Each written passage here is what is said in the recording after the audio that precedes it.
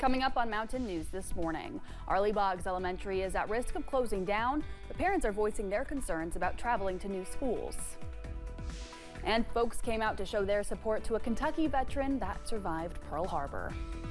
Dedicated to Eastern and Southern Kentucky, this is WYMT Mountain News this morning. Good morning and a happy Friday to you, Mountain family. I'm Amelia Lee here with you on this April 18th. It's 6 o'clock this morning, and that means it's time to check in with meteorologist Megan Dusmal today on this kind of chilly start to our Friday morning. Not too chilly, as Megan has continually reminded me. It was colder yesterday, so warming up today. It was way colder yesterday. I've got to say, we're warming up, so I'm definitely excited for that. It is a little windy, though. That's something you need to keep your eyes out for, or I guess keep your hat on for, as wind speeds will continue to increase with up to 30-mile-per-hour wind gusts this afternoon. And as Amelia was talking about, I don't think these temperatures are too chilly. I mean, it's not too bad of a day. However, I do see what she's getting at, because Hazard's a little bit chillier than the rest of the region. We're at 52 right now, seeing some 40s just to the west of us, but 60s as you're traveling towards Monticello. 65 degrees this morning, and even warmer weather is on the way this afternoon. We can expect the 80s. Yes, 80s in the forecast, and we'll continue to see the 80s for your Saturday and Sunday. Here's a look at those next 12 hours. We'll hit our high temperature in the afternoon around 4 o'clock, 5 o'clock. Amelia. Thanks, Megan. A community meeting was held in Letcher County last night where folks came together to urge school leaders to keep one elementary school open. WYMT's McKinley Calandrino was there. And we have to look at what's best for the students at Arleigh Boggs, and that's why we're here tonight. Folks came together to fight against the possibility of closing Arleigh Boggs Elementary. I feel like it's an uphill battle. We honestly feel like the decision's already been made, but we have to fight for what we think is in the best interest of our kids on this side of the mountain.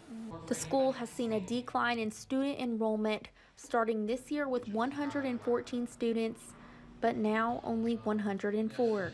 Parents believe it's important to keep the school doors open for years to come.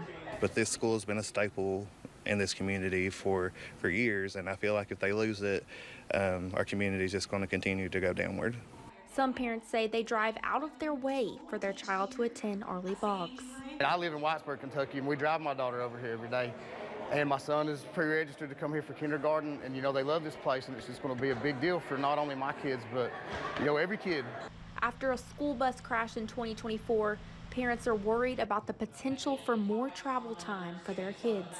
Many parents just don't want their kids to cross the mountain, especially after the bus wreck last year. A school board meeting is set for April 28th for a decision. In Letcher County, McKinley Calandrino, WYMT Mountain News. Parents also started an online petition to keep the school open.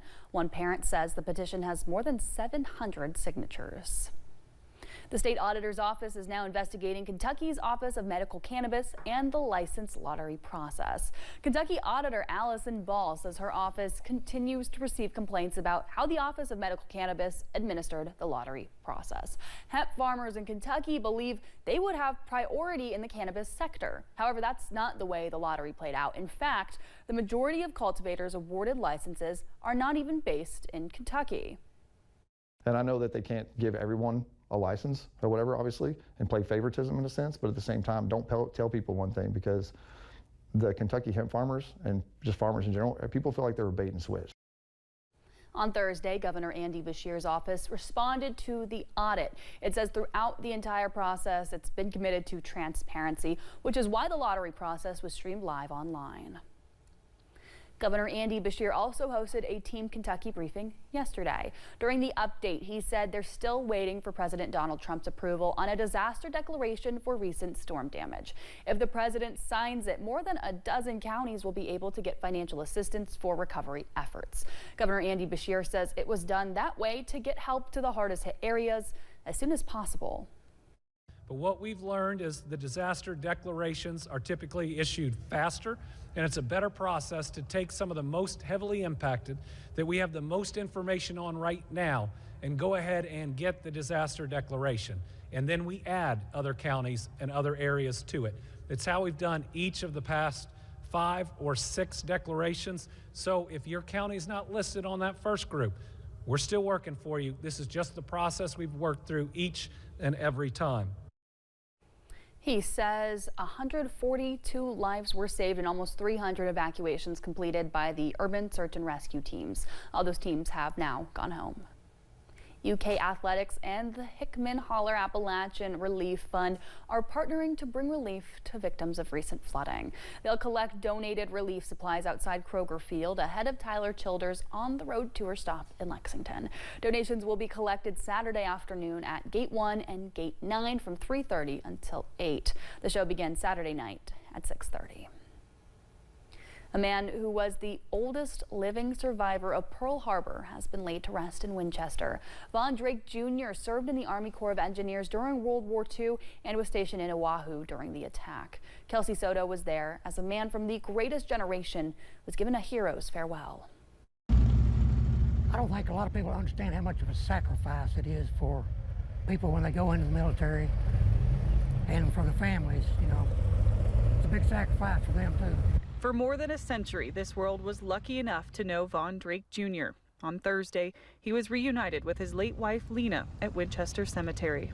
At 106 years young, he lived an incredible life. His son, Sam, cherishes the medals from his service to his country. The company commander got peppered with shrapnel. Dad didn't get a scratch. The Paris High School graduate and UK alum was proud of his Kentucky roots. He spent his civilian career connecting communities through his work as an engineer for a telephone company. From Lexington to Moorhead to Ashland, Von Drake Jr. helped keep people connected.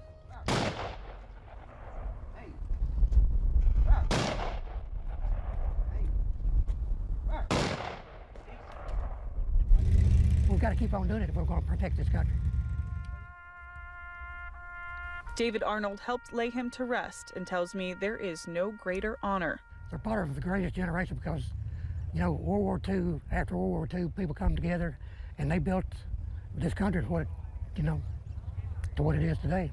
There aren't many of our World War II heroes left, but each one deserves a thank you and a dignified goodbye. I'm just proud to have them by my side.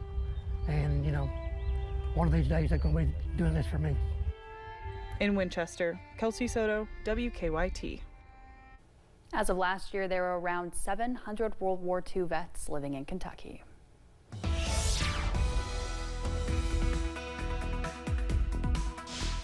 We're watching those clouds rolling into the area this morning, but they will clear up, looking at mostly sunny skies for your Friday.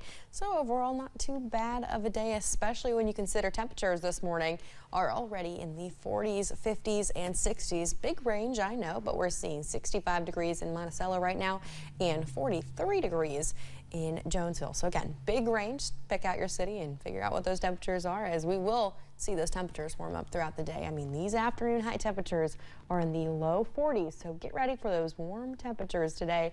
Overall, not too bad of a day, especially since we'll see those temperatures stay in the 80s as we're going through the next 2 days. High temperatures will be around 4 o'clock, 5 o'clock. Again, seeing sunny skies this morning, mostly sunny skies in the afternoon, and the clouds rolling in as you head into the evening. Amelia? Thanks, Megan. We've got more news on the way. Witnesses and first responders are sharing their experience after surviving a deadly school shooting at Florida State University.